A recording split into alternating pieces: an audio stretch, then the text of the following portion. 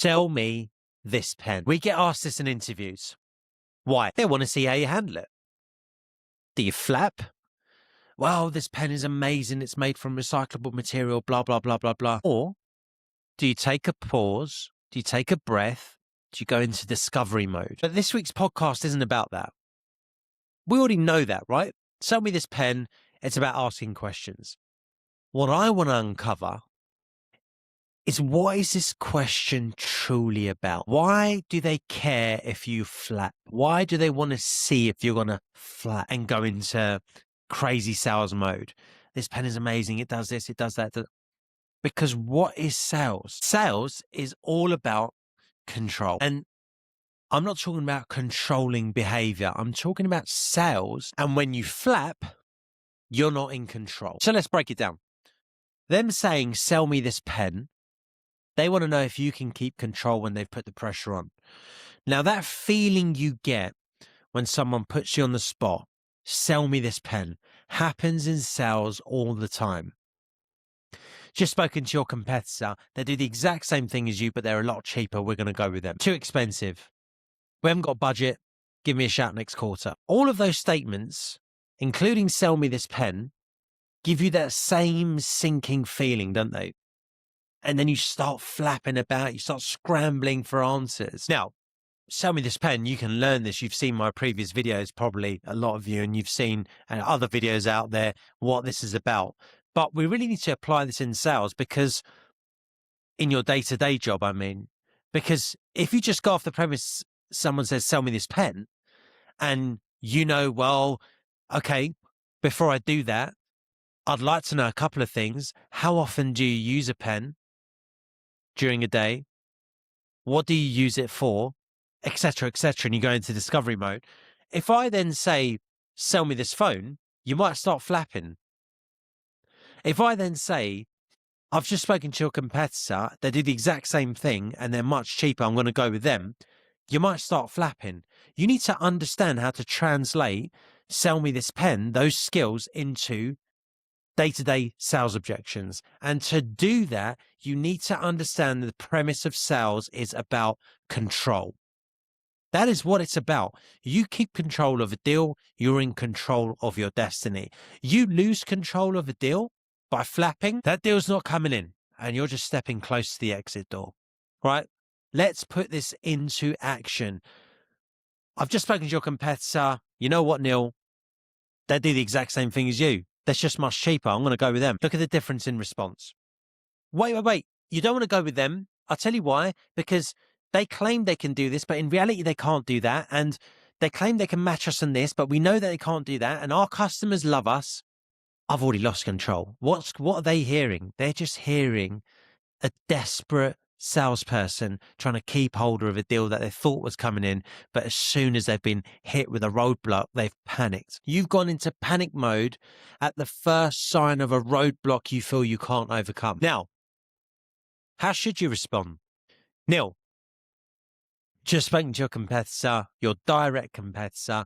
They do the exact same thing as you, mate, only they're a lot cheaper. I'm going to go with them. John, totally hear you.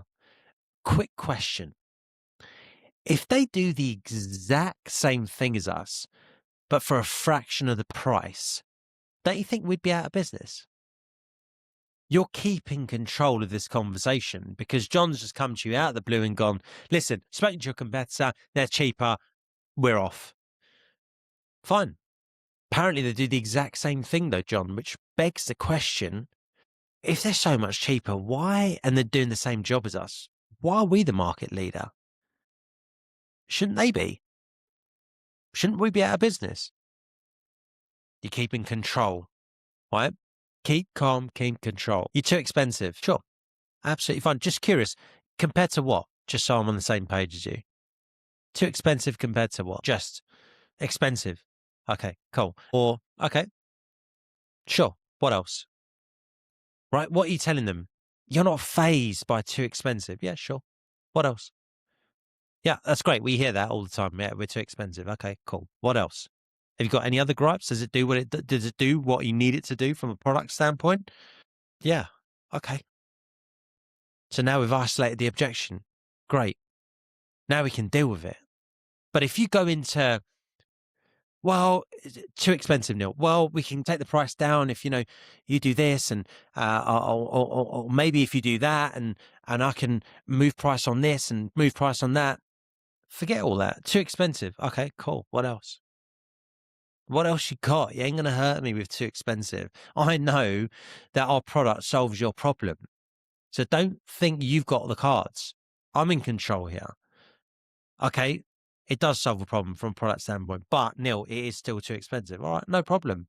If you want to negotiate, you can negotiate, but you're going to negotiate within my framework of 3 levers that you can pull. They're the only 3 levers that's going to get you a discount. Outside of that, price remains firm. Sales is about control, guys. Whatever it is, whether it's a statement, sell me your product.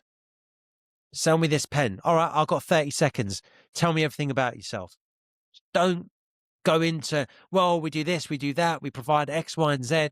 Listen, our product does a ton of things. In reality, I actually need to figure out if we're a product fit for you. I've got a couple of questions for you. You've got more than 30 seconds, right? Go into discovery mode.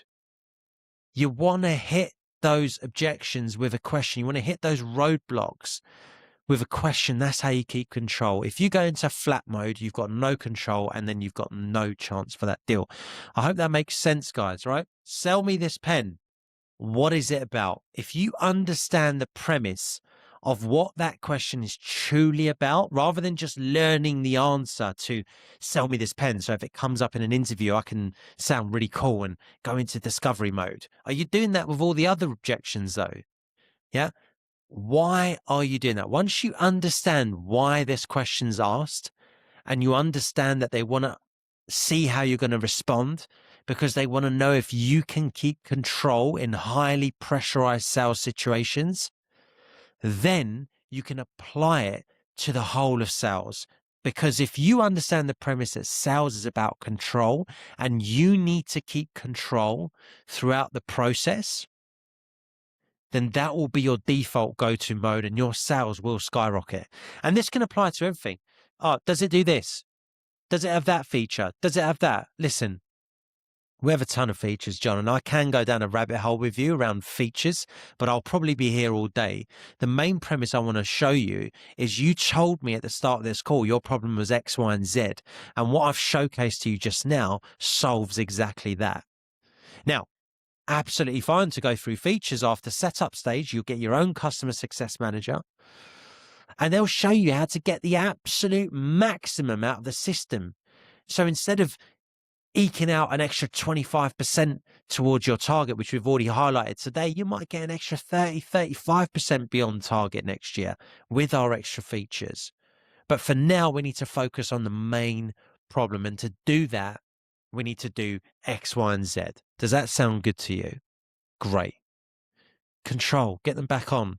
It's not a magic wand. Your product isn't a magic wand that can just do everything. Can it do this? Can it do that? Can it do that? What about that? Look, John, what are we talking about here, mate? You told me at the start of this call, this is your problem. This is how you solve it. Yes, I'm sure through the next few months, we're actually going to be able to really become even more efficient with your process. And you're going to see the benefit of that in the next 4, 5, 6 months. But for now, we need to solve this leak you've got. Does that sound good to you? Yes, it does. Cool. Let's go. Guys, hope that was useful. I know everyone does videos around sell me this pen. This is a bit deeper than that. You really need to understand the premise of why they're asking it. Most interviews will ask it because it sounds cool, but there'll be interviewers out there that are asking that because they want to know how you deal with a highly pressurized situation. And in this day and age, if they're still asking sell me this pen, they'll probably substitute the pen for something else to throw you off. You need to know what the questioning is truly about. And how we get there, you ask why. Why are they asking me this question? They want to see if I flap. But why is that important to them? They want to know if I can stay in control of a deal in a highly pressurized situation. Boom. Guys, hope that was useful. Obviously, don't forget, like and subscribe. And if you're having issues with objection handling in general, I've created an objection handling masterclass in the link below. Make sure you download your copy now so you are starting 2026 on the right foot.